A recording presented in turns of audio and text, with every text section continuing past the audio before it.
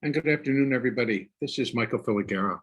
I am with logicalsignals.com and also tradershelpingtraders.com.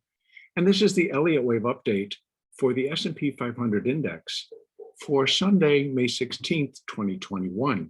To do a quick review of what happened on Friday, our market continues to perform pretty much according to analysis that has been presented, in that we are counting a bounce higher, and it should ultimately form an ABC structure up, and that should complete what I am now going to label as a B wave.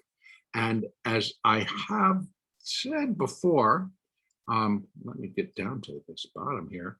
We have placed a 5 down here.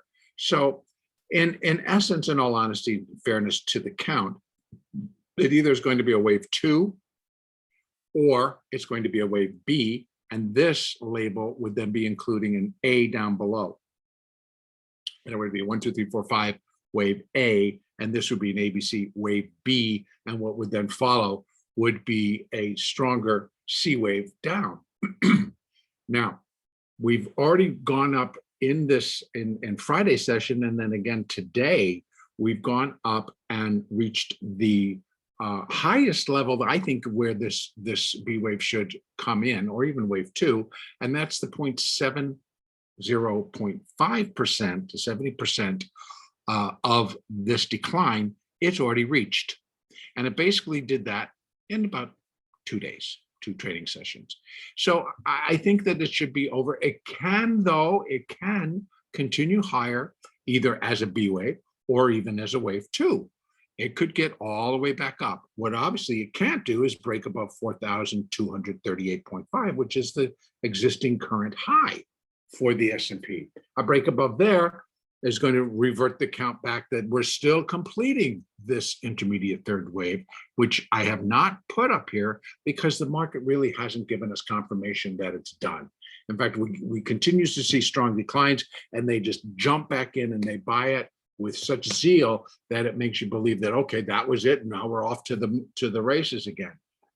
This is how many times corrective phases can go. I've explained previously that B waves can be deceptive, C waves can be deceptive, all of them can be fairly deceptive in terms of fooling you that corrections are done. So I'm going to keep that in mind.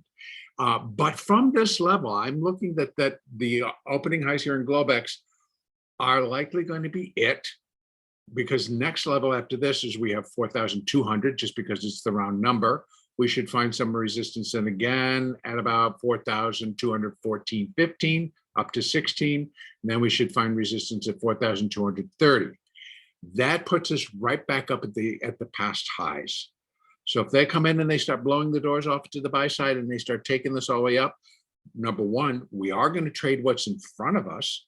So we will continue to rely on our moving averages and the existing resistance levels that we have, and then move from new highs. And again, I've got some resistance in place that would show if this is a wave A and now we're in a wave B can become overextended and go over and create additional new highs, and those levels would be right here, 4,287 or 4,288, and then 4,003, and I'm going to say 320. So we have between 4,290 and 4,320, and that I would expect under either scenario that should contain the wave, unless this entire move was all we're going to get, and we're in a much stronger 5-wave advance. So, but we have to wait. We've got to allow for the market to tell us versus me jumping in front of it saying, oh, that's where it's going to go. So I won't do that. I'm now going to present both sides of the picture, and with in mind that we be prepared for what's going to happen.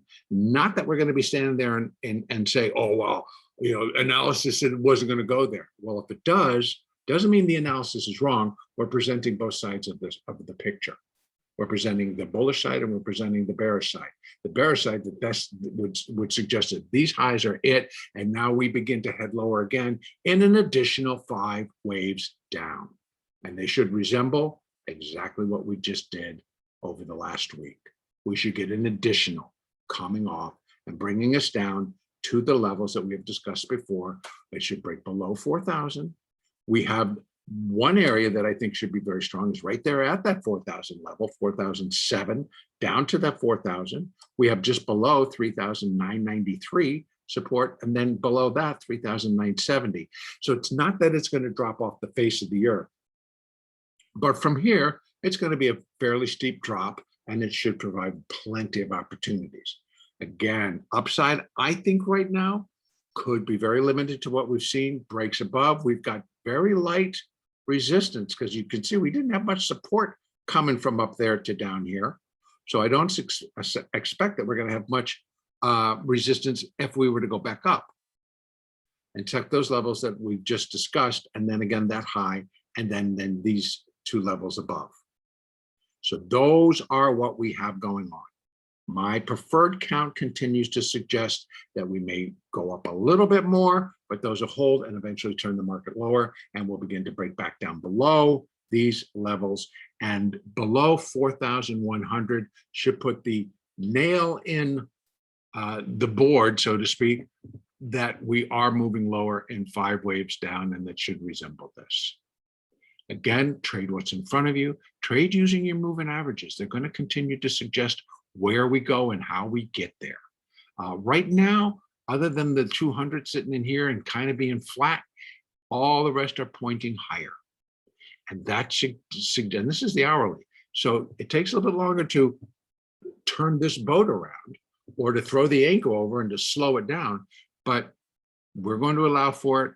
If we start to get breaks, I'm first going to be looking for a break below the 200, below the 20, below the 50. We start getting those breaks, they all should then begin to point down pretty severely, leaving the 200 to the top, and the others will start to point down, with the 4 and the H's moving right below that 200, setting the stage for stronger downside. So that's your moving average picture. We have the Elliott picture. We've got the Fibonacci picture. So I'm going to leave it all there. I wish everybody a great trading day tomorrow, and the next update will be Monday the 17th.